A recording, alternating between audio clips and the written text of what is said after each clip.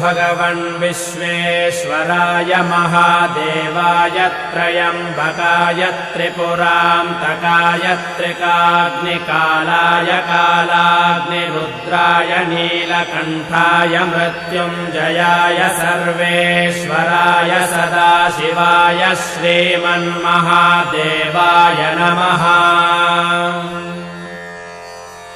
नमो हिरण्यबाहवे सेनान्ये दिशां च पतये नमो नमो वृक्षेभ्यो हरिकेशेभ्यः पशूनां पतये नमो नमः सस्पिञ्जराय द्विषीमते पथीनां पतये नमो नमो बभ्रुषाय विव्याधिनेन्नानां